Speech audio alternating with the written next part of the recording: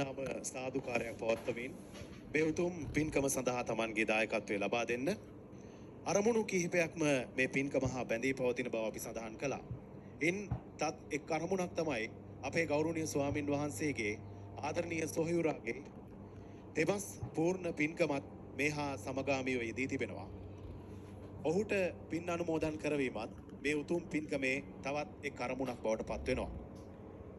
උන්වහන්සේ මුළු මහත් රටටම ලෝකයටම දේශනා කරන සෑම බණපදයක් ගානේම අපේ ආදරණීය කල්යාණ මිත්‍රයා සංජු කාවින්දගේ ඒ ආත්මයට සුගතියක් වන්නට අපි හැම වෙලාවෙම ප්‍රාර්ථනා කරනවා.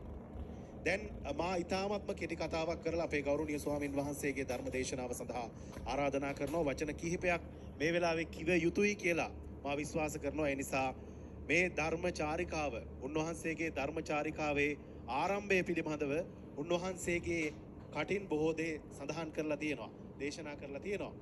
උන්වහන්සේගේ ධර්ම දේශනා ආරම්භය මීට වසර 10කට 11කට එහා පැත්තේ සිදු කරනවා.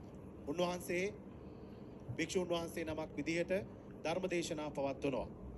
නමුත් රටක් ලෝකයක් උන්වහන්සේගේ ධර්ම දේශනා ශ්‍රවණය කරන්නට මඟ පෑදුවේ උන්වහන්සේගේ ආදරණීය සොහොයුරා. ඒ පිළිබඳව විශේෂයෙන්ම සඳහන් කරන්නට කැමති. අපි දන්නවා සමාජ මාධ්‍යවල ඇතැම් කරුණු පිළිබඳව උන්වහන්සේ දකන්නේ නැහැ, ඒවට පිළිතුරු දෙන්නේ නැහැ. එක කරුණක් පිළිබඳව මම මේ වෙලාවේ සඳහන් කරනවා. ඒ තමයි කාගේ න්‍යාය පත්‍රයක්ද මේ ක්‍රියාත්මක වන්නේ?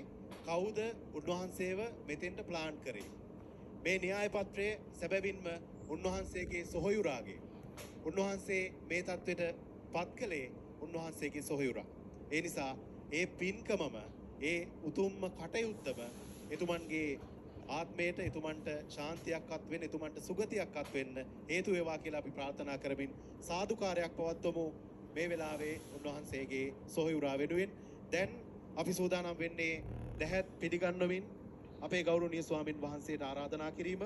ඒ සඳහා මා ඊ타මත්ම ගෞරවයෙන් යුතුව ආරාධනා කරනවා අවිෂ්ක පෙරේරා සොහොයුරාට අපේ ගෞරවනීය ස්වාමින් වහන්සේට දැහැත් පිළිගන්වමින් ධර්මදේශනාමය පින්කම සඳහා ආරාධනා කරන්නට. හොඳයි, අපි নমස්කාර පූර්වකව ආරාධනා කරනවා ධර්මදේශනාමය පින්කම ආරම්භ කරන්නට.